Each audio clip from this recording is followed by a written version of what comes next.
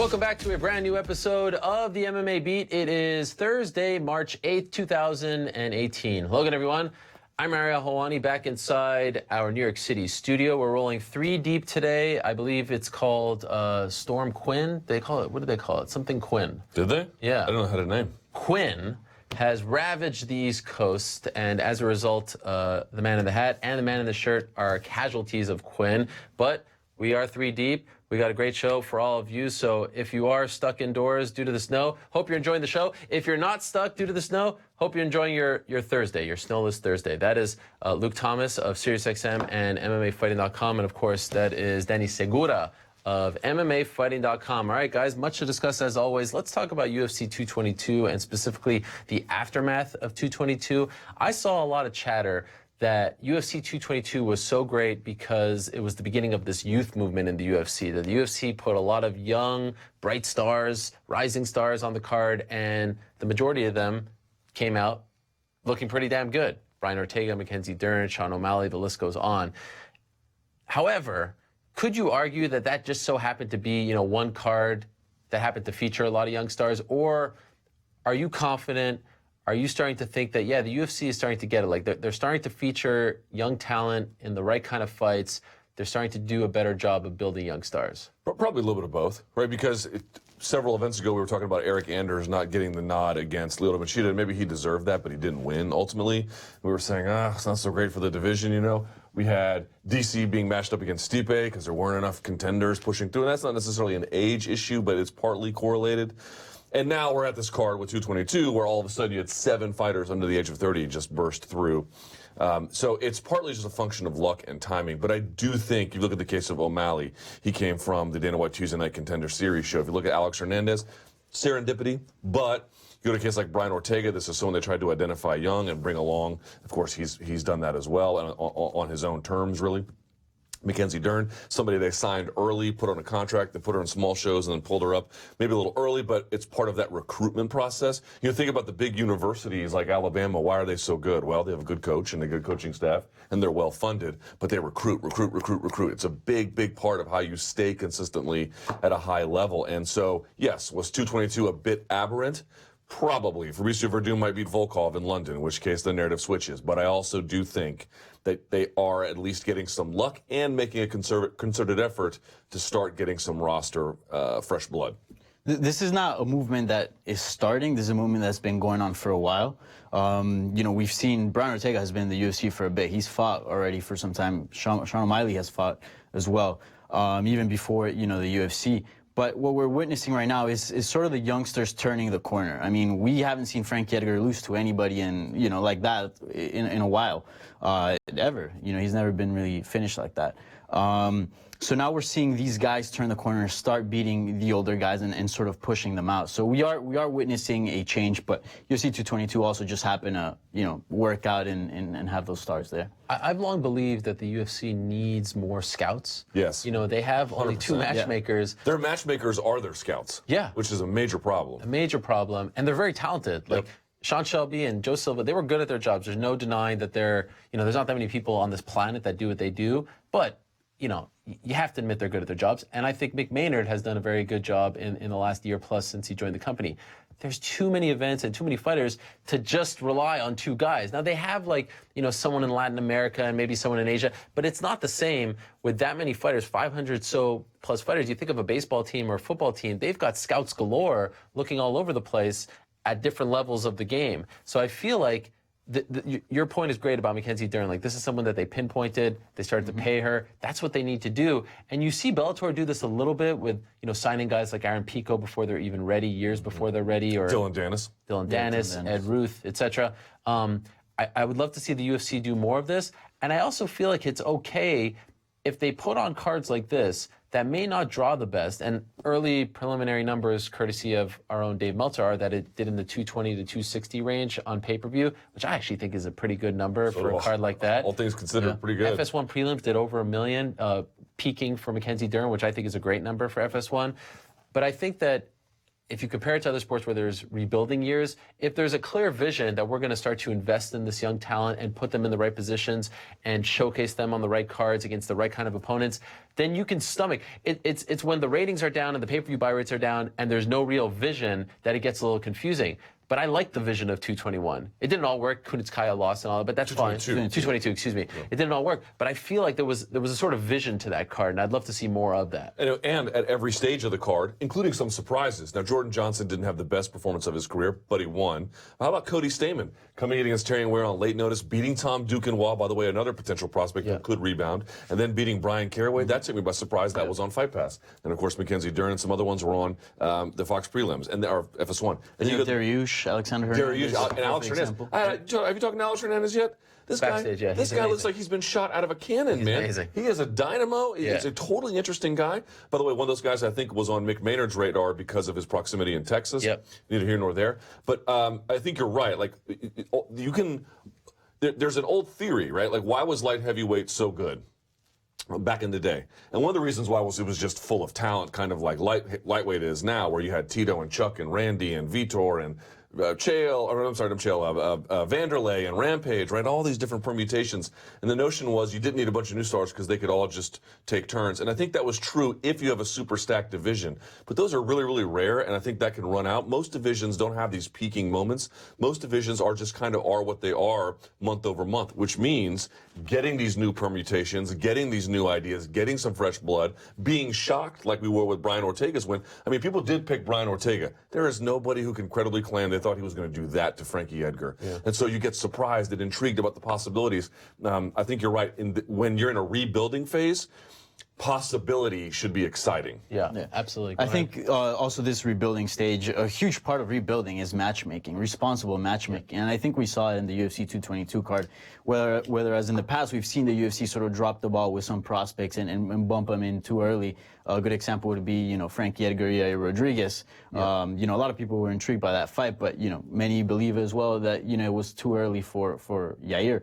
In this card, we saw a lot of, matchmaking that was, well done. Even the Sean O'Malley fighting in the main card. That fight, a lot of people were complaining, maybe it shouldn't have been on a pay-per-view main card, but it worked out and it was responsible matchmaking. To be fair, though, in assessing the UFC matchmaker's ability here, and look, they're under the gun to produce new stars, right? And so fill cards. They fill cards, right? So my judgment is they put Mackenzie Dern in the UFC way too soon, and I'm sort of mixed on how everything turned out for them, because I thought the worst case scenario actually would have been if she had gone in there and blown the doors off Ashley Yoder.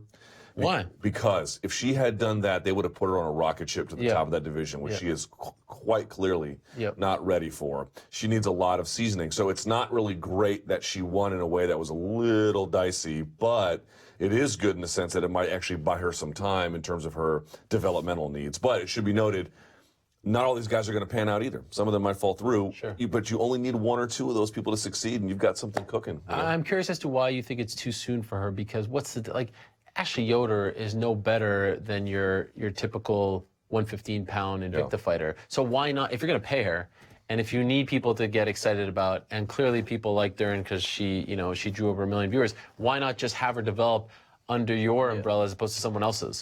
Because it's just unseemly. And it could be that you are putting a spotlight on somebody who could be a bust. Now, let me be clear about this. I am not suggesting she is going to be a bust. I do not know the answer to that. But everyone really concerned about her striking seems to be missing the point. The bigger issue is her wrestling. And we don't want to say about it. It's not adequate for this level, and it's frankly not close. Now, that doesn't mean at 24 she can't make dramatic improvement. I suppose she can, but here's my point. It's not a matter of merely your product looking unseemly. Wouldn't it be a lot better if you had, in a perfect world, which I gather we're not in, but wouldn't it be better in a perfect world where if she could develop let's say, another year in Invicta or so, 3 fights or something, where by the end of that year you have 3 more camps, a full 12 months, and by the time you go to the UFC, you still have some developmental needs, but you've just reached a certain threshold where you're adding incremental gains. We're talking about leap year gains that she has to make to stay at this level, even with her sizable jiu-jitsu advantage. I just feel like it doesn't really put her in a fair spot, because she shouldn't be evaluated on a UFC level when she only got shotgunned there because of the jiu-jitsu. I agree with what you're saying, but I feel like also the UFC level has gone down. I mean, if we look at who recently fought Valentina Shevchenko, Priscilla Cachoeira, is her name? Cachoeira, something like that. Cachoeira, yeah, I'm probably botching it right now, but I mean, would you consider her UFC level? There's a lot of fighters Not even out there close. that still need a lot of work and are in the UFC, and I would say a lot of fighters that are even below Mackenzie Dern's level. I think, the UFC could very well keep Mackenzie Dern busy and give her appropriate fights like the Ashley Yoders, just give her opponents like that to let her build and not only that, but I understand going to Invicta, a lesser spotlight, less pressure, but here you're making her into a star. You're getting her all that exposure of being on FS1, and I feel like you can give her enough fighters to, give her enough time to build her skills and become a contender, or at least give her enough opportunity to. I feel like the scenario you're talking or you about. put her under an intense amount of pressure and she ultimately doesn't pan out. And I don't know who's that fair to. But I feel like the scenario you're talking about is like 2008, 2009 UFC, where they had less shows and they could afford to bring people along slower. They can do it without a significant cost to their business. I'm not suggesting if they do this, people will be horrified or something. Yeah. I'm not sure. You don't need to have them in Invicta, but at the same time, I personally, it's not that. Who could deny that the bottom has dropped out a little bit on the threshold by which you enter the UFC? That's why I'm okay with her being there. Okay, but I don't think we should cater to that. I think we should, even if I have to acknowledge that level has sunk to whatever level it is really at this point, indistinguishable, frankly, from the regional level in many ways. Yep. Nevertheless, this is the place where 90% or so of the world's best talent compete. It should be in keeping with that tradition at all times, and if it's not, you should say so. So I say so. Fair, but it's not like this tradition just hasn't been happened. kept. Yeah. It's not like this just I'm not happened. putting this on her or the matchmakers. No. Well, it is on the matchmakers, right? Well, okay, but again, they might be under business pressure to be like, hurry it along. And if they had their way, they actually wouldn't do that. They would keep her there for another year. Well, I don't know. I'm merely postulating. But The key, though, is they have a tendency when they get something exciting on their hands. Sage Northcutt comes to mind. Paige Van Zandt, another Paige one. Van Zandt, they put them right back in there, and they move them along too quickly. This is what I'm But I saying. mean, This is what I'm worried I feel about. like they've given him the appropriate opponents. No, remember he fought like 3 times in the span. He fought in October, December, and then he ended up losing to Brian maybe Barberena. the amount of dual weight times, but classes. if we talk about the opponents, like I don't feel like Sage Northcutt. Well, no, but they had to take a step back because it failed. You remember him losing on Fox against a 170 pounder? They had to then start over. And you remember like the reaction to him losing? People were freaking out. Oh, he's a bust. It's almost like people started to root against him. Was that fair to a 21-year-old guy who got was recruited not. off a YouTube It show? was not. Felt totally unfair. I don't want to see that happen to Mackenzie Dern. I really don't. I would argue, she really wants to fight on the Rio card. That's in May 12th. I would argue it's a little too soon. It's way too soon. Right? You saw at UFC Norfolk, Sage Northcutt, I thought, show real progress. Yeah. Like, legitimate real progress. And then he got to fight 3 months later, and it was a little dicey. And even he had I think he was right. He was in the post-fight comments. I don't know if it was Paul Felder or somebody else, but he said, my last fight was only 3 months ago. 3 months? I mean, yes, these guys get better quickly, but if you're just going from camp to camp and you're not skill building at 21, that can delay that progress. So I thought that he was wise to say, maybe I'll come back in 6 months. So I would agree if they're going to bring Mackenzie Dern back, International Fight Week, maybe a bit of a better time to do that. There are certain moments, Danny, when you watch a guy for 2, 3, 4 years, and they're sort of like, they're rising up the ladder, they're getting bigger and bigger fights, and then all of a sudden they have a moment like Brian Ortega knocking out Frankie Edgar. And I don't know about you guys, I remember feeling this way when TJ Dillashaw did what he did to Hannah Barao at UFC 173. I remember feeling this way about Rose Namajunas when she did what she did to Joanna. Like, you're almost sitting there, and in my case, I was at the press conference. I'm like, man, I am so in awe of this person right now. Like, we've watched them climb the ladder, and then on the biggest stage possible, when they finally got the opportunity, they passed it with flying colors. There's something there with Ortega, right? He's got a great look. He finishes all his fights. He's undefeated in the UFC, of course, and he just did something to Frankie Edgar that no one's done before. People are intrigued by this guy. They're excited about him. How big, in your opinion, even if he doesn't beat Max Holloway, he's still pretty young. He's 27. How big can Brian Ortega be? Do you see, is this a potential superstar that we have on our hands? I feel like this is a guy we're going to see in pay-per-views for a while, for a few years. He's going to have a long career. I feel like he's a very smart fighter. And on top of that, sure, he's 27, which is young still, but I feel like in MMA years, he's even younger. He just feels very fresh. He doesn't feel like he's got a lot of wear in his body. I feel like this is a guy we're going to see in the promotion for a while. And he's making crazy amounts of improvements. I mean, nobody saw what he did to Frankie Edgar coming, and that's partially because of the improvements he's making. Everybody thought, all right, maybe he takes it to the ground or somehow catches a submission. But now all of a sudden, we know that he can strike, and he can strike with some of the bests. and put him away as well. So this is a guy that could be very big. I don't know if he could be extremely big just because the way he carries himself, he's not a trash talker, and we know that's what sells in today's world. Although we've discussed how, it's been refreshing watching him, be himself. But, I still feel like we'll wait and see what happens. He's still young. He's still making a lot of improvement. We don't know really how high his ceiling is. He could very well be one of the best featherweights ever. We don't know, so that's yet to see. But I think he'll be around the UFC for a while. Did you see this coming with him? Improvements, no doubt about it. Once he gave the business to Cub Swanson, who I respect very much. Yeah. I think Cub Swanson has an excellent game, veteran, high fight IQ. And for him to do that to Cub Swanson, I was like, okay, well, clearly this is somebody different.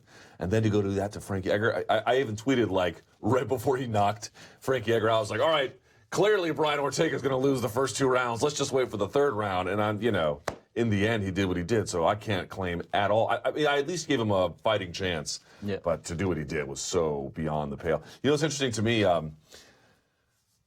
I think the UFC really still has not found the right kinds of guys. Well, they found the right kinds of guys, but they really have yet to really capture that Latino market. And when I say that, this better than I do, of course. I don't mean just going to Mexico or Chile or wherever and getting those fans, but I mean the ones here. And they came so close, man. When they had Cain Velasquez after Brock Lesnar, you were there for that. I mean, what a triumphant moment that was for him and for that recruiting that fan base. And then when Cain fell apart, I feel like, not that they went away, but they need a galvanizing force. And I don't know if Brian Ortega is that, but I know he speaks Spanish. Yeah, he speaks well. He speaks, and also that kind of matters. A lot of these guys have a little bit of, better than I do. Some of them have the busted Spanish. Yeah, well, Cain Velasquez started. I remember I interviewed him years ago. His Spanish was very broken. He could only say a few things. And better now, right? Very basic. Oh, a lot better. Just because the UFC would send him to do all this Spanish interviews with Spanish TVs, local Spanish TV stations, and just by repetition, you're naturally going to get better.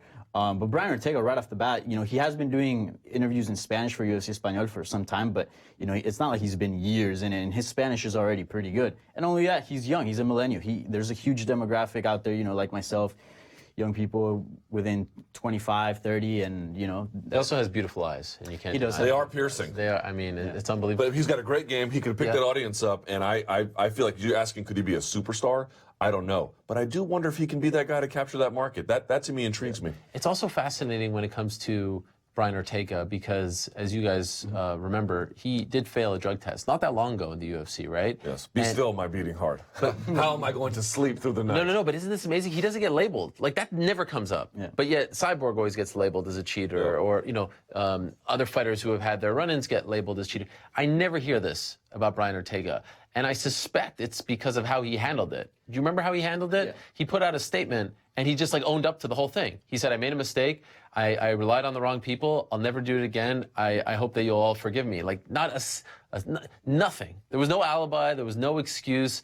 And I don't know if it's because he doesn't look like, a shredded, he's not very shredded, right? He just kind of looks regular, or if it's because of the way he handled it. But I find it interesting that no one ever uses this against him. I think it's a combination of a bunch of things. One, that when he did fail, if he were to fail, let's pretend, knock on wood, at following the Frankie Edgar fight, it'd be a big deal.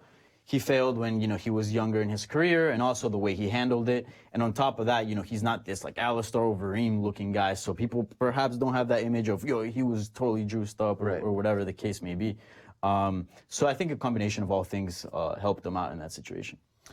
Yeah, well, America's forgiving. They're forgiving of their sports stars. If you handle it the right way, right. There are conditions to it, and he basically met him at first. Also, look, it was his first fight, right? Yeah. He wins the fight, and it was amazing. And then he had this issue. He wasn't gone for too long. He comes back, and then and of course in that fight he won it, but now it doesn't count. Right. But he's finished literally everybody. Yeah. I mean, you want to get people on your side, don't have any scandals, and finish everyone. And for a while, that was Jon Jones. People forget about that. That really was that guy. But of course, now it's a bit of a different scenario. And I'm not suggesting that there's any comparison between the two beyond that, other than to say he is a guy who is easily likable. He tries to be a peaceful, calming presence outside the cage and a violent one in it. And in this day and age, that's kind of interesting. Very cool to see the love and the respect that Frankie Edgar received after that fight. Sure, he didn't have to take the risk, but he wanted to get paid. You know, he hadn't fought since May of last year, so, you know, this was an important fight for him to take. He was supposed to get the title shot in December. And I'm not suggesting, I believe if Frankie Edgar comes back in, say, I don't know, June, I know he's kind of thinking about fighting in Atlantic City, and I think that would be too soon after getting knocked out, because that's April 21st. But let's say he comes back in June against, I'm throwing out a name, a Darren Elkins type who's on a roll. I think the UFC would reward him if he won that fight and then give him the next shot. I would love to see him before it's all said and done. Like, I don't think Frankie Edgar's shot. I think he ran into a locomotive who was younger and hit really hard. And I actually think the beginning of the fight was working out pretty well for Frankie Edgar. I'd love to see him one time make a run at 135. Allow him to be the bigger guy, maybe, and not lose out on speed. But I feel like, you know, his coach, Mark Henry, you've talked to him, has been banging this drum for a very long time. Literally years. Yeah. Do you think this is the perfect time for him to move down? I don't know. I'm 50-50 on it. And I do mean 50-50. I could be talked into it. I really could. Again, as you mentioned, Mark Henry has been like, you guys don't know. I'm telling you, you can do 135. But 135 was different back then. It's a lot more stacked now. Some of the advantages he enjoys, like, yes, he has to make up the reach of Brian Ortega, who had this, you know, long paw, but he's so fast, right? Right. Do those advantages follow him at bantamweight? I don't really know. And again, I am not saying yes or no, but I'm a little bit concerned that some of the ways in which he's adapted a game won't really work at bantamweight. I guess there's only one way to find out. The other thing that was sort of occurring to me was, okay, if they make him fight Jose Aldo a third time to get another title shot at featherweight, well, that would be a problem. In that case, I would highly recommend going down, because you already had 10 rounds. It's not going to work for you. But he's only ranked number 3. You know, if they make him fight a Darren Elkins and they said, we can give you a title shot off this, okay, you ran to Brian Ortega, and let's say Brian Ortega gets waxed or something, I could see him getting a title shot without too much trouble. So to me, the question is, yes, bantamweight could be refreshing and reinvigorating, and oh my God, maybe he goes down there and tears him up. But maybe it's not, and you're not that far away from the title shot, even with this bad loss at featherweight. Yeah, I couldn't disagree with Luke. I mean, You disagree? No, I couldn't. Okay. Because like if you Sound logic. Yeah. if you look at the fight with Brian Ortega, we weren't really talking about, wow, Frankie Edgar looked bad. We were talking about how good Brian Ortega looked. This wasn't one of those moments like Shogun. But he also looked much bigger. Yeah, he did, but it wasn't. Frankie Edgar did not look bad. This is what I'm trying to get at. It's not like a Shogun OSP where you're like, the final thought was, oh, maybe Shogun should retire, instead of, oh, how great OSP looked. Brian Ortega came in there and he ran into a brick wall. Frankie did. So I would like to see him at 135. Just speaking with somebody here at the office, they ran into Frankie Edgar at the elevator when he came to your show on Monday. And he told me, wow, I didn't realize how small Frankie Edgar was. Yeah. Like, people don't realize Frankie Edgar's a small guy. Yeah. I really do think he can make 135. And sure, some things would cancel out because guys would be just as fast as him, or if not, maybe a little bit faster. But he's got a really good wrestling base. And with size, that just makes his wrestling a lot more effective. So, and his top control, which he has an amazing top control. So I think 135 would be a good option for him. And I agree with you, Ari. I would like to see him try it out. Just give it a shot. Maybe, we don't know. Maybe he's the best bantamweight in the world. Yeah. We don't know that. Yeah, the thing that occurs to me is, all fair points. He might go down there and have great wrestling, and as he showed in the Cub Swanson fight, guard pass, moved him out, and beat up on guys, right? He's got underrated ground and pound. He doesn't use it very much, but it's actually pretty good. The thing that sort He's of active. Yeah, I mean, because his gas tank is phenomenal, and I do not think that would be affected no matter what weight class he fought at, even with a draining weight cut to bantamweight. The thing that sort of occurs to me, though, is, you know, you look at the studs at the top of bantamweight, and what does it tell you? A lot of different things. The game has moved along, and Dominic Cruz, I think, is a little bit longer in the tooth, but you got guys like, obviously, Garbrandt and Dillashaw. These are guys either under 30 or pretty close to it. Frankie Edgar's 36, closer to 40 now than he is 30. Brian Ortega's 27, I believe. So to me, it's like you could move down a division, but you're going to run into not exactly the bantamweight Brian Ortega, because that's not true. He's his own guy, and he's very different from anyone down there. But the youth, as we started this whole conversation with, they're beginning to push through and they're pushing everyone out. It's out of the frying pan into the fire for me a little bit here. Again, I would want to see it, but I don't want to get people's hopes up until there's proof it would work down there. I think everyone would agree, though, Max Holloway versus Brian Ortega, one of the best title fights the UFC could put on in 2018. I hope we get it sooner rather than later, and that Holloway recovers quickly from his ankle injury. Let me ask you guys quickly about Cris Cyborg. So she wins. Everyone expected her to win. She's one of the biggest favorites in UFC title fight history. And now it's a little interesting. She's 2 fights left on her contract, and she says that she thinks that those 2 fights could be a combination of either Amanda Nunes first, Megan Anderson, maybe Megan Anderson first, Amanda Nunes second. if I'm Megan Anderson's team, I try to push to get a fight before the Cyborg fight. If my personal issues are cleared and she's able to fight, like I think the lesson learned from the Kunitskaya fight is very tough to debut against Chris Cyborg it's a very big task. UFC President Dana White is saying that he wants the Nunes fight. They promised that Raquel Pennington the Nunes fight May 12th. How do you feel about the idea of them taking that title fight away from someone who Dana White has openly praised? Like, he's a big Pennington fan, and trying to do that Cyborg fight right away.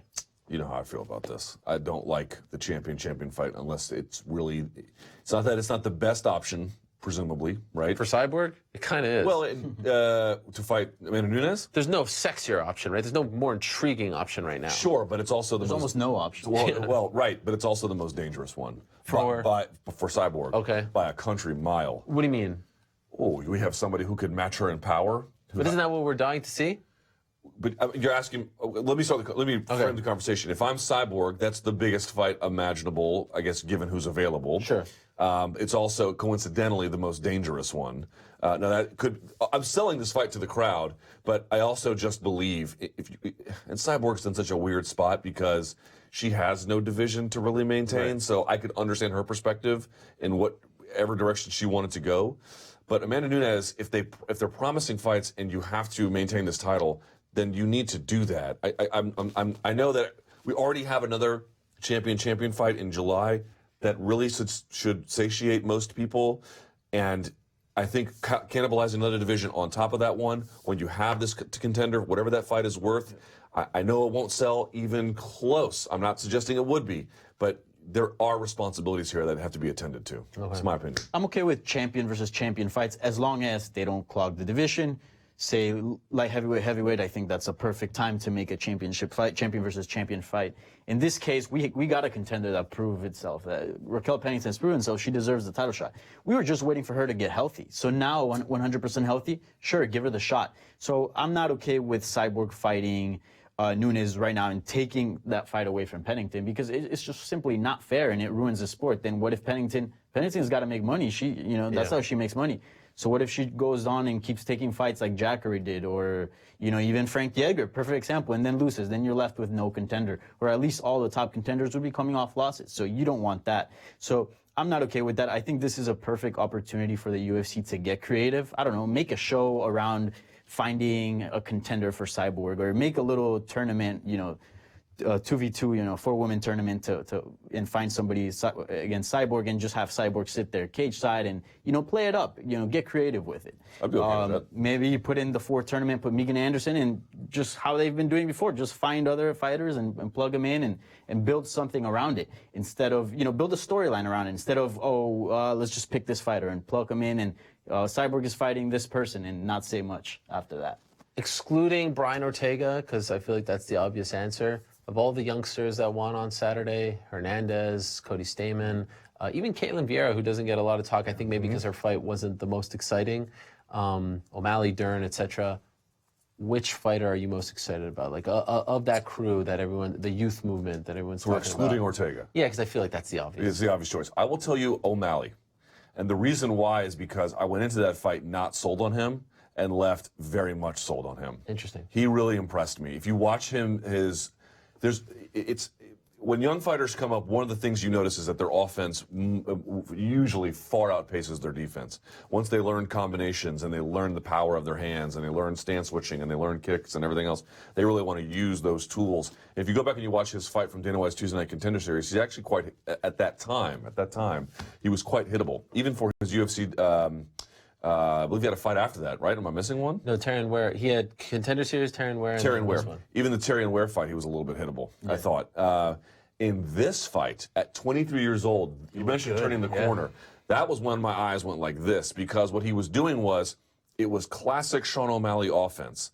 However, he was judicious with it while being frequent, staying out of trouble, and just absolutely. I respect Andre Sukumtat. He's a good fighter. Yeah. He was not made to look like one. Sean O'Malley, at 23 years old, has a lot of things to work on. He is so far from a finished product. He's got years to go, including his jiu-jitsu and his wrestling, which is probably a bit of a weak point for him. However, we talk about the incremental gains that Sage Northcutt is making. No. Look at the gains Sean O'Malley is making. Those are the kinds of gains you need to make take between fights to really say, this is a level not only do I belong at, I can stay here for a long time, and I might even be able to do something special. That kid is talented. And you also have to give credit to him caring about marketing himself, the way he dressed at the media day, showing up to the open workouts when he was not invited, coming out with the marijuana. Like, he's trying to be different, right? He's fun, he's different. He ended up having an open workout. He did. And you know what? He's having fun. Yes. There are so few guys. Every time I'm like, here comes Ariel's interviews, and everybody who interviews grumpy, and they're cutting weight, so you understand that. But at the same time, it's like, is nobody having fun? Sean O'Malley is having fun. He's being himself, it's awesome. Yeah, which is important. In this era of Conor McGregor, everyone's trying to be like Conor McGregor and talking the talk of Conor McGregor. Sean O'Malley he has some aspects of Conor McGregor. You can see that in him. Calling him soccer mom. But he's got his own flair. You know, he's got his own thing going on. I actually think he's the biggest star, even bigger than Brian Ortega, to be honest. Interesting. Definitely not as far as technique wise, as you know. I think. But he has the higher ceiling. Probably has the higher ceiling there. But as far as star power, I mean, if you just look at our YouTube account. If you look at the views, I think the O'Malley interview had almost 200,000 and Ortega interview had 100,000. Yeah. So that's almost twice as much. And if you look at the open workouts, it's exactly the same thing. For some people, for some reason, people attract to Sean O'Malley. I mean, even Diaz subtweeting him, that means something. He's paying attention as well. That broke my heart. What did he say? Right? I missed that. I'm not ready for a world in which these two are feuding. He said something like, it hurt me. You can't even walk out of the cage and you win the fight, or if you how can you win a fight if you're not able to walk out of the cage? Well, that breaks my heart. It does break my heart. I'm like, come on, man. And you could tell. I asked O'Malley about it. He was a little bit sad. You could tell he was a little bit sad that he was getting subtweeted by. Well, whatever. We talked about reaching a demographic that Brian Ortega is touching. I think Sean O'Malley even touches a bigger demographic. He's a millennial. He smokes weed. A lot of millennials do. He's open about it. He's kind of careless, and he doesn't feel like you can connect with him. He doesn't feel like a Conor McGregor, like somebody completely different. He feels like, you know, one of you guys. He's got the hair. He doesn't have the muscles.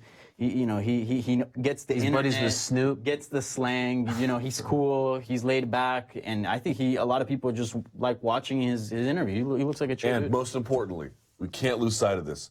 You can get a big fight here, or you can get a big fight there. You can have a big ratings here, and you can have a big pay-per-view event there. But generally speaking, if you want to be a star in this sport, you have to be able to fight. Yes. You have to be able to fight. And it looks to me like, again, at 23, oh my God, he's got a long way to go, and I know he's going to get a lot better. But already, this kid can fight. Yeah. Let me tell you something. Last thing on all this. In my opinion, there's a lot to be negative about too many shows. We talk about it ad nauseum. But in the last month, 221 and 222 on paper going in, maybe were thin cards.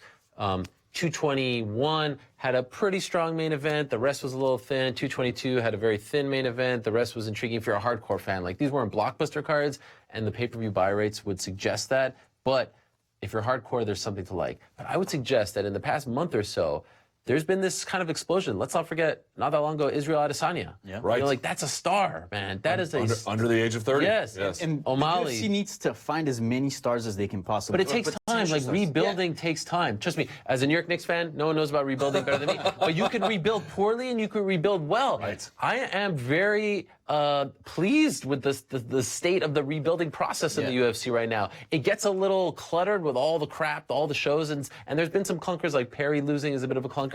But there's a lot to like right now. There's a lot of young stars that I'm very excited about. You don't need them all to hit. You just need a handful of them over time. Right. The UFC just needs to worry about as finding as many potential stars as possible. Why? Because they're not all going to work out. They might seem promising at first, but different fighters make different leaps in skills. So some people might look really good young, but their level is right here. Their ceiling is right here. While others, might not look as great, but their ceiling is way up there. And you got to let them breathe, let them time, to improve.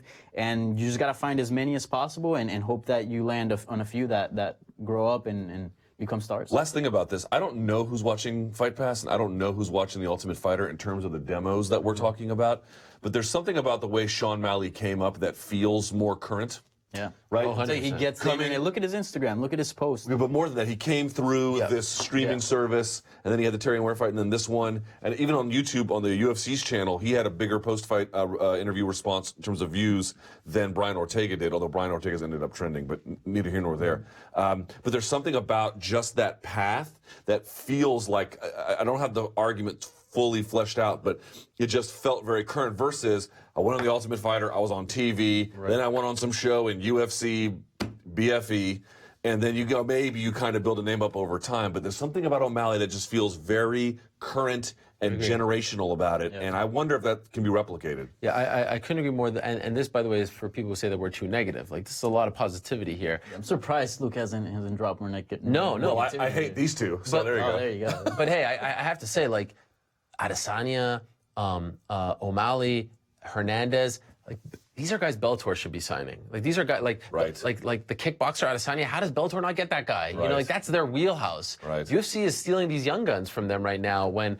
I feel like Bellator needs to be a little more aggressive with some of these guys. Which is hilarious because, as we talked about before, Bellator is actually better situated to use them early. Yeah. Because you can get Dylan Dennis, you can put him against some nubber off the street who you can just strangle in 30 seconds. Right. And they can declare him the next great jiu-jitsu phenom in MMA, whether it's true or not, while building him up over time. In the UFC, it's a lot harder to do. Okay, let's transition now. Let's talk a little GSP. So I spoke to GSP on Monday, said he's feeling better, kept the door open for the return, said he thinks he's going to fight again, but was very vague about who he might fight against, when he might fight. In fact, he was most animated when talking about Ben Askren, which I found to be fascinating. Not so much that he wants to fight him, but saying that he would be intrigued if Askren did things the right way and, of course, was in the UFC.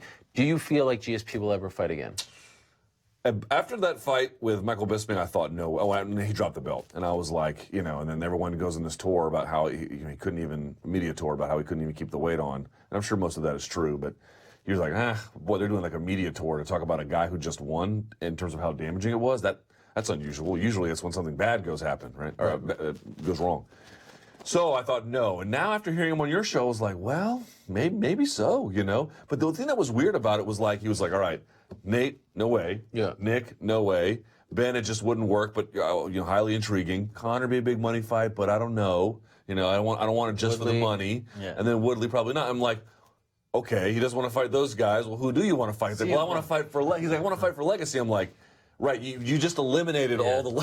You know what? Everyone hit me up afterwards. They said you missed it. You went over your head. Who? They said it was Khabib that he was talking about. Right, it could be. So I thought about the two ones that intrigued me the most would be Khabib, provided he wins against Tony, and up a certain weight class, because then both guys can wash their hands of it depending on who loses. So that's interesting. But if you want for like legacy, having it a catch weight kind of undercuts that actually. So that one makes it a little weird for me.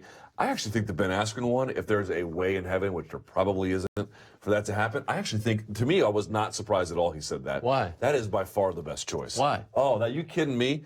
Let's think about this. GSP comes back and goes to his natural weight class. Let's assume he's healthy for it. Ben Askren, let's assuming one releases him, because I believe he actually still has fights on his contract for them. But he comes back, one releases him, UFC signs him. Number one, you put that fight in Montreal. Yeah. Okay, no, you have to have that fight in Canada at a bare minimum. You put it in Montreal. People who don't know Ben Askren very well, maybe they saw him on Rogan's podcast, this guy is a born self-promoter. I mean, he could easily sell this fight. You can pitch it the same way you did the Jake Shields fight. Only Jake Shields was not nearly as good on the mic. Ben Askren is awesome on it. And by the way, Ben Askren had retired undefeated because he beat a bunch of guys well beneath his level. Now, I don't know how good he is. Maybe St-Pierre smokes him. Maybe he doesn't. But the point being is, I'm actually highly intrigued by it. God, you're getting me excited right now. I realize that nobody knows, but you mean to me, St-Pierre's potential last fight in Montreal, Canada, Ben Askren, who can sell a fight and loves to generate booze. You can easily sell the story, an Olympian against the returning greatest of all time. Are you kidding me? Book that fight now. I love it. He's undefeated, so George has the distinction. I'm sold on that fight, but I actually think GSP's looking. Got me all hot inside. He's really looking at the lightweight picture right now, because we got 3 top lightweights right now. The champion, Conor McGregor, Tony Ferguson, who's fighting Khabib Nurmagomedov for I don't know what kind of belt, but they're fighting. Between those 3, some people pick and choose who they think is the best fighter, but we need to find out who it is, and we're going to find out soon enough when those 2 face, and hopefully Conor McGregor takes on the winner. I think GSP's waiting for that because he talks about legacy. He wants to fight the best. Well, right now we don't know who the best at 55 is. We might have an idea, but we don't have proof. So I think GSP's just waiting to see how that storm, how all that plays out, and then he'll fight on the champion.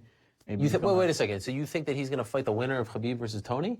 Or just wait to see what happens with Conor McGregor? Because what if Conor McGregor goes in there? I don't want him to be a part of that story. Look, what if Tony Ferguson goes in there and beats Khabib Nurmagomedov, right? Yeah. And then what if Conor McGregor goes in there and then fights Tony Ferguson, then you can say Conor McGregor is the best lightweight, period, right? Okay. And now there's a legacy. Now you got money and legacy involved. And if you were to fight, let's say Khabib were to come out the winner out of those three, that's 100% legacy right there. And any fight GSP. But one thing that GSP has always money. talked about is not fighting people who are smaller than him. I mean, even in your interview, he clearly said he can make, Yeah. he said going up in weight gave him so many issues. He seemed very keen on going down. And in the past, he said, if anything's the most likely option, I'd go down to 155 rather than 185. And then he went up to 185, had some issues there.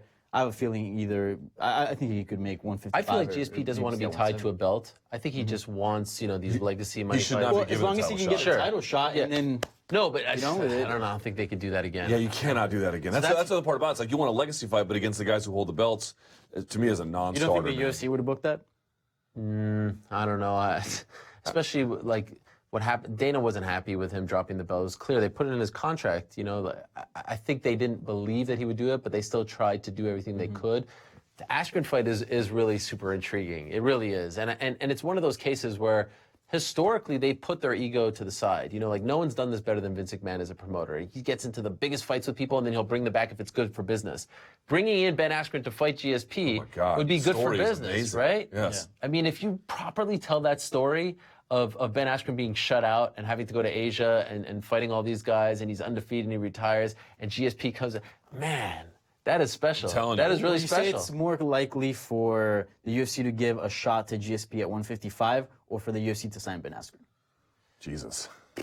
Neither of those seem very probable. I feel like if someone gets in Dana's ear and explains to him how big this could be, I feel like the Ben Askren one. I'm not ready to close the door on Ben Askren. Are you guys? I don't think he's ready for the door to be closed. At least No. not insofar as the St-Pierre opportunity would. Oh, he wants it, yeah. He was even talking yesterday, like UFC and Fox won't stop talking about me. Good. I hope they don't. And also it's a freaking travesty he didn't fight in the UFC. It's a freaking travesty, and you can't go back and change time. You can't go back and now have a UFC career. But if you could give him that fight, are you kidding me? I feel like that would kind of, I don't know if make up for it exactly is the right word, but it would make up for it. so? Absolutely. And he'd get a big payday. Both Yeah. guys get a big payday. And look, you put it on St-Pierre's terms. We don't put it on Askren's terms. You He's don't put that actually fight- said he'd go to Montreal. Like, he's down. Are you kidding? Of course he would. but- Booze to Yeah. him is like adulation. Sure. He loves it. And I just feel like it's an not easy call.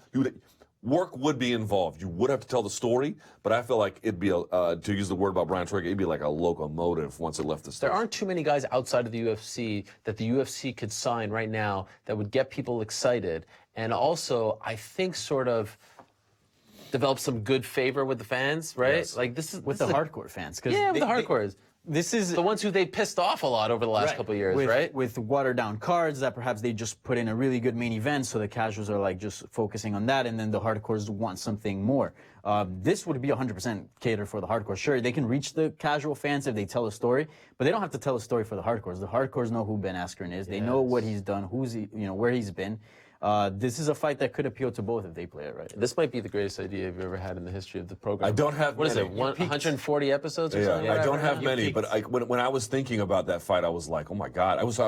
It didn't occur to me until I talked through it. Yeah. Because once you start talking through it, you're like, well, wait a second, you could do this. Again, if they put it in Vegas and they don't, they just do another bing, bang, boom fight promo, it'll be a dud. No. But if you make this a semi-grudge match with like the Return of the King against this hated rival who was an Olympian, there's footage about that, plus the story with Askren versus UFC, all these different angles involved, it would require the UFC to have a little degree of humility about it all. Absolutely. And I don't Which know is if something they don't necessarily show, right? Every once in a while they'll do it, but which to me is the biggest stumbling block. But in theory, it could be huge. Remember that promo for UFC 214 with Jones and DC, where it didn't really reflect poorly on the UFC. It really reflected poorly on Jon, Right. but it was honest. And it was like when I remember watching that at T-Mobile, and my mouth was this big. I was like, I can't believe they actually told the story in 4 or 5 minutes. Could you imagine? You remember that clip from the Dana White video blog where he's talking to the ESPN editor and he's like, why do you have this guy with the afro on the front page of Shirt Dog? You remember he's like yelling about him? That's where it all kind of started. Like, who the F is Ben Askren? Like, if you get things like that about the feud between these two guys, and now he's getting, okay, fine, you consider yourself the best? Here you go. Here's George in Montreal. Woo, you do a 1 hour show, a Bad Blood special on those You two? could even do a world tour. Oh my! You don't think Ben Askren would be the most annoying person on purpose by the end million of that tour? pay-per-views? I mean, if they did 800,000 with Michael Bisping, who, by the way, is a good salesman, but that was more of a, I don't know, the rivalry wasn't quite real because they were like, fabricated, because right? they were like, I called George on the phone and I said, we're going to go to this, make sure we have a good stare down. But this one, it would be, all fights to a degree are fabricated, but this one feels like if everyone does their part, yes, it probably could. And this is so much more than what the Bisping GSP fight meant, because Bisping, sure, I'm sure he wanted to get that name in his resume, but what he really wanted and what he really was after was a big money fight, right? That's what he wanted to do before retirement and get that one fight in. With Ben Askren versus GSP, Ben Askren, sure, he would enjoy the money, he wants the money, but he's got a chip on his shoulder. He really does believe he's the best welterweight on the planet. So this means so much more than just a money fight. This is really to test who's one of the greatest welterweights of all time. Okay, let's stick with the welterweights. Darren Till. We are all waiting for him to return. Good Lord. He says he's healthy. He said he had sinusitis. He was in talks to fight in London. That's obviously not happening. He wants to fight. And there's so many different directions you could go with him. I think at the end of the day, we all just want to see him fight again because we were so excited about his performance against Donald Cerrone. What's the perfect scenario? So yesterday he told me he wants to fight RDA in Rio. John Kavanaugh's trying to get him to fight Gunnar Nelson. There were talks very early on of him fighting Wonderboy Thompson, but Wonderboy's dad said no thanks. Right. If you could book the perfect scenario for Darren Till, what is it? Boy, that's an interesting one. Well, I was looking at the card. Because this is a special talent, right? You agree? I would agree. Okay. And they're wasting it by not keeping that momentum hot. It's funny, I was looking at the Poland card he was on. Yeah. Josh Emmett fought Felipe Aranches on that card. Since then, he knocked out Ricardo Lamas and then got knocked out by Jeremy Stevens. Yeah. Cowboy Cerrone already had a fight. You can just go down that card. So many people have already fought again. In any case, that's how long it's been. But, wow, that's a tough one. Because the thing for me is, if he fought Gunny, it would probably be in Europe in some capacity, right? Okay. Which is kind of where I feel like they need to do it. On the other hand, the RDA fight to me is way more intriguing. And I realize that he speaks Portuguese. I understand that. But in terms of making the biggest splash in terms of the right audiences, I think constantly traveling around, unless you're Conor McGregor, is not necessarily the best idea. And even then, they did a show for him in Dublin. So maybe the Gunnar Nelson fight, but if you're just asking me which one I like more, the RDA fight. What about the idea of putting him in Brazil against the Colby Covington? I know he didn't ask for that, but because he's sort of an adopted son, right. speaks Portuguese with a wonderful accent, by the way, the Scouser geese, as I would call it. But then against the most hated man in Brazil, Man. is that worth the risk of Covington maybe smothering him and? I don't think so. I mean, we talk about how new stars are coming up and responsible matchmaking. Putting them against RDA is not responsible matchmaking. We know what RDA can do. Too soon? I think it's too soon. Until, before... He's only had the one impressive win. Before the Donald Cerrone fight, he was just really another welterweight that was coming up, but he wasn't somebody everybody had, their eye on. He beats Donald Cerrone, and Donald Cerrone helped him out by beating Yancy Medeiros, because if he would have gotten smoked by Yancy, all of a sudden that win doesn't look that impressive. Yep. So he's coming off a win, over a respected guy in Cerrone, but, RDA is a different animal. Yeah, maybe so. Putting him up against a guy that can take you down and has jiu-jitsu black belt, amazing top control, that's not a good idea. And we talk about building up these stars. Darren Till probably has one of the biggest potentials in the UFC to become a star and to cater to that European audience. So I think I would like for them to put, I know they're looking for a main event for UFC Chile, Santiago Ponzinibbio once on there. Ponzinibbio versus Till in enemy territory? I think you got to put him in a position to make him shine, right? That fight would be good, but the Ponzinibbio is not really from Chile, it's from Argentina. Yeah, but he's also Brazilian, sure. But I mean, I don't really think they would enemy territory. I don't think it'll be super hostile and make an influence. I don't think that's a big issue. No, but having a market presence, I think, matters. Or wait till the winner between Carlos Condit and Matt Brown, right? They're fighting. Yep, UFC Glendale. UFC Glendale. I believe they're fighting in April. I mean, then you have to wait. If that's a. But I mean, we're talking then... about Darren Till's going to be in the UFC for several years. We're talking. But we're also talking about them losing some momentum with him, right? Yeah. Sure, but I mean, if you put him against the winner of Matt Brown versus Carlos Condit, both big names, very exciting fighters. He picks up a win over there. The momentum, gets back up, or at least give him somebody in the meantime. But I don't think it wouldn't be fair for him to fight RDA at this stage, and I don't think it'd be fair for RDA to be fighting. Because you want to see RDA fight for the belt. I think maybe RDA deserves either a title shot or a title eliminator bout with a top contender. But guess what? No one's more popular in that division right now than Darren Till. Like of the guys available, Darren Till is way more popular than Ponzinibbio. He's way more popular I would agree with than you. Usman. They're just as good, but like you post something about Darren Till, people get very excited about him. He has a very loyal following. So I keep that excitement. Why kill him? I'm not advocating for the RDA fight. I love the idea of him fighting in Rio against the anti-Brazil guy. Isn't that like the perfect scenario for him? Yeah, but Colby Covington could just wrestle. Yeah, you think it's a bad matchup? Here's the thing. Maybe Covington gets smoked. I don't know. I mean, the point about the win over Donald Cerrone was that it was that same moment I had with Sean O'Malley in the last fight. It was like, okay, he looked all right against Nicholas Dalby or something. Yeah. But in this one, he just looked like there was a different energy and everything was flowing for him and he looked tremendous. It was his night. So the question is, he's clearly made progress, but how much progress? It's hard to say. And if you just put him there against Colby Covington without knowing, maybe he goes in there and delivers, or maybe he doesn't. Remember, matchmaking is part engineering and it's part serendipity, and sometimes serendipity's not on your side. Okay, hopefully they do something soon. I know. Just get him in a goddamn fight already. I want to see him fight. Want to ask you guys about Bellator 200, which is coming up at the end of May in London. And they just announced that Mirko Cro Cop versus Roy Nelson 2 will be on the card. They're a little bit coy about what the main event is. Will it be the Mousasi fight against Rafael Carvalho? Will it be this fight? You know, they're not against putting non-title fights over title fights in the main event. Will they add something? Right now, the card is still being, built, but it's starting to take shape.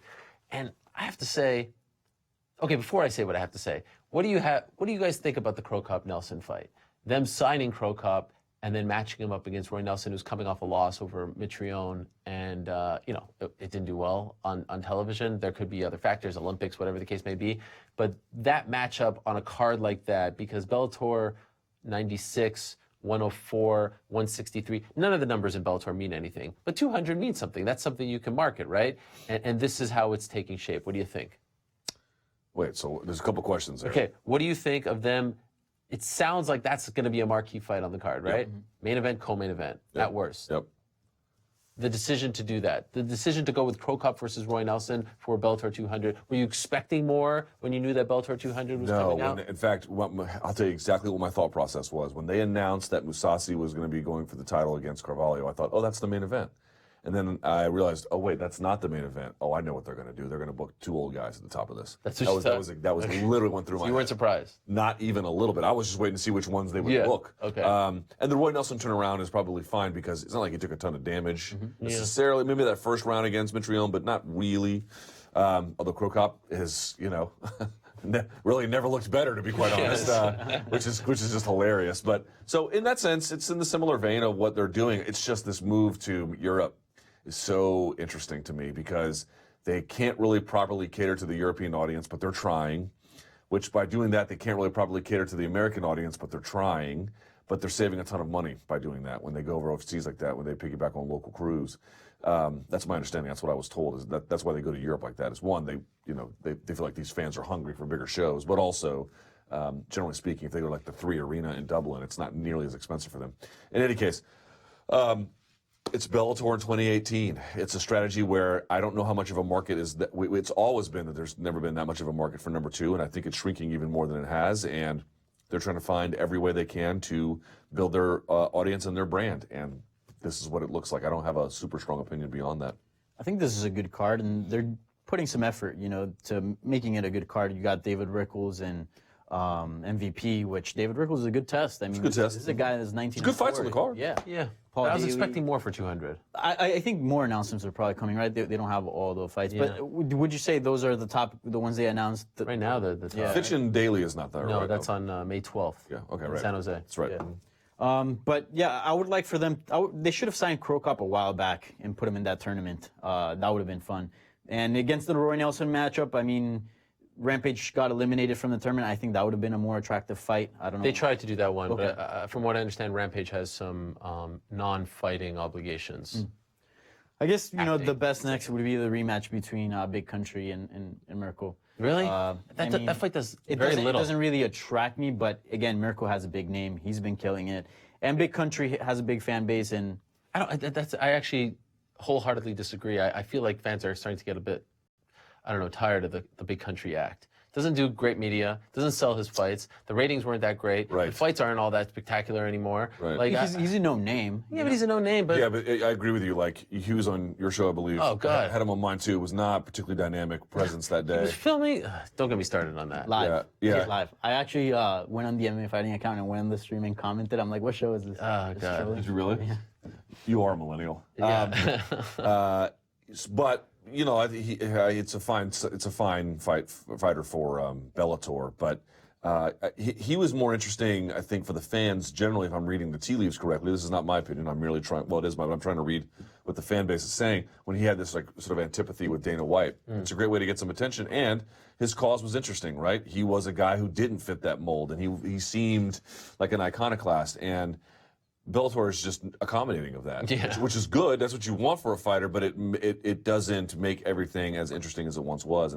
But I mean, I think it's a fine main event for. I mean, like, what were you expecting exactly? I think it is, on top of everything, a colossal mistake to have your. This is like a signature event, right? They could only do this once. Bellator 200, right. They had 100. That was a total dud of a card. There was nothing to it. No one remembers. Do you remember what was on Bellator 100?